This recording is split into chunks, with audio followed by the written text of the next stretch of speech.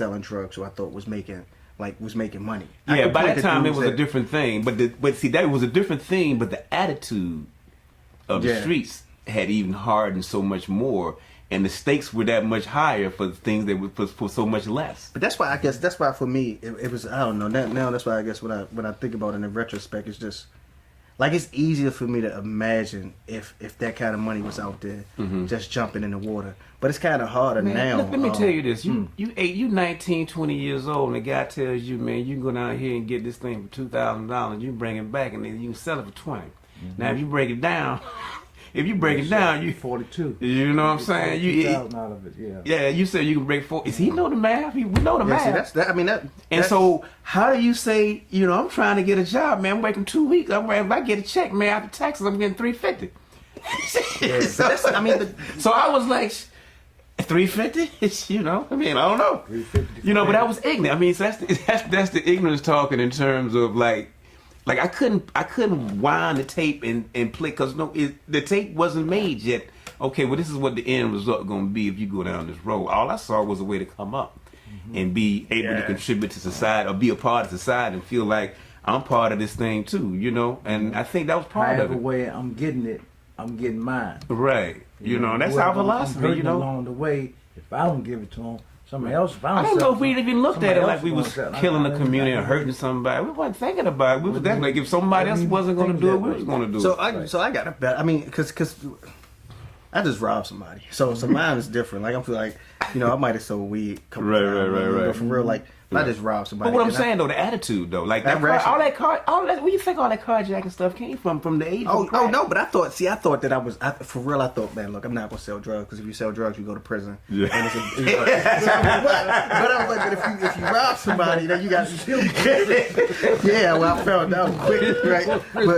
But I guess part of my struggle is because when I talk to people who I know who've been around it, or when I look around and I think about people I know, the conversation that we have seems to always be really different from the academic conversation, right? Because I just wonder how like I know how Randall think about it, but I wonder how you think about it, like the whole because I do think it was a war on drugs and it was a lot going on with the sentences that came out of the drugs, out of like drug convictions, a lot going on with the sentences that even came out of like robberies and all of that, and then all of the difficulties you face coming out of prison. But I just wonder, how do you assess like our role in everything that happened? Given that there is personal responsibility, right? But how do you think about that in the context of the decisions?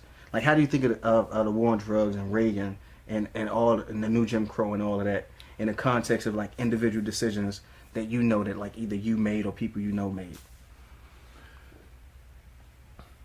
You rob somebody and you go to court, you get time for it. Someone say I'm doing what I'm doing and never was caught never caught red-handed. I get more time than you robbing someone and shoot someone, kill someone, and I'm just selling drugs. The man says I'm selling drugs, and that's all through that Reagan area, because they set the law for conspiracy law. Yeah. Long time ago, conspiracy was for who? The mob, right? The mafia, right? It trickled on down to the low-level drug dealers, the big-time drug dealers. Whatever level you're on a drug dealer, you in a conspiracy. If you and I sitting there thinking about, but we not just for right. No. Not. Right. What they call attempt. Right. You can get locked up for that. Yeah, no, yeah. Because conspiracy, when I was doing my law work, and I'm trying to understand what the hell is conspiracy. Okay, two individuals of sound mind thinking of a knowingly wrong act. That's conspiracy. Right. Right. And it's so bad because people have to do what they have to do to get ahead, even with a record, sometimes even without a record. So somebody made you put a number on it, right? Or somebody made you put a number on it. What number? Like people ask me all the time, well, what do you think should have happened to you? You said you did it. Like, what do you think should have happened? And I mean, that's a question I struggle with. Yeah, I always think of that too. I don't, and I guess I let Garrett speak in terms of personal responsibility. That's something I want to ask you too about personal responsibility. I'm in law school too. Conspiracy is absurd. Like we sat in class and talked.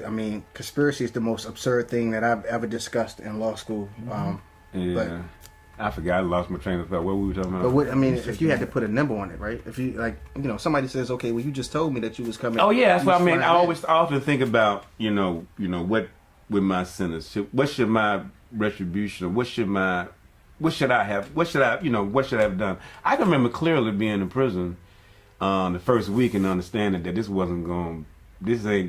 is not the punishment I need to get myself right. I kind of understood like the first week, if somebody getting stabbed every day.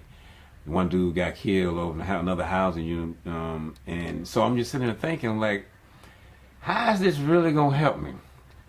And I don't think it did. So I don't know if I could put a number on it. I could say that I think I was thinking in my mind, and maybe it's not my place to think about my own recovery or my own rehabilitation, but I always felt that I should have gone somewhere that allowed me to sort of feel what I've done, but also work toward the future. Yeah. I wasn't able to do that until I spent 5 years, and then I got my sentence commuted. I had more time. What was it before you got it commuted? I think it was like 8 or 9 years plus the 3 I had in. Did you say 8 or 9 or 89? 8 or 9. Yeah. 8. I think it was 8 years plus the 3, so it was like 11. Yeah. Because I had 3 back up in Virginia. You know what I'm saying?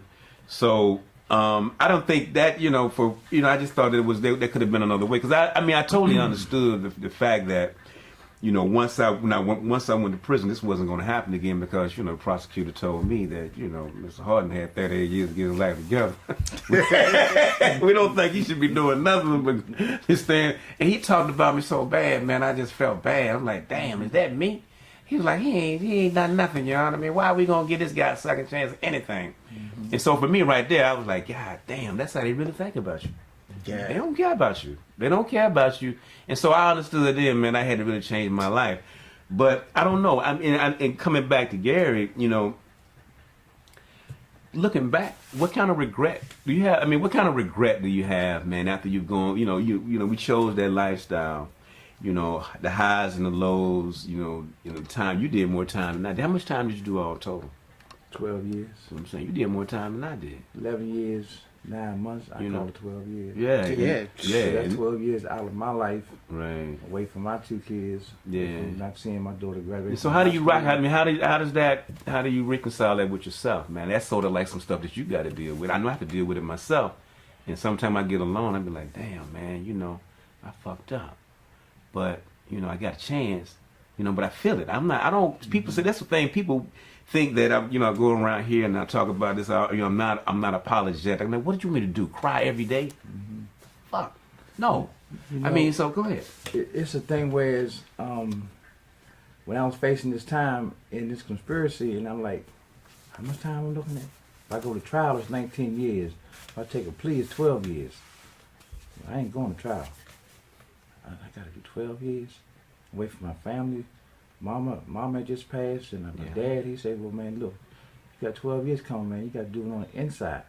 Don't worry about out here. We're going to be fine. And it's like, man, I really messed up.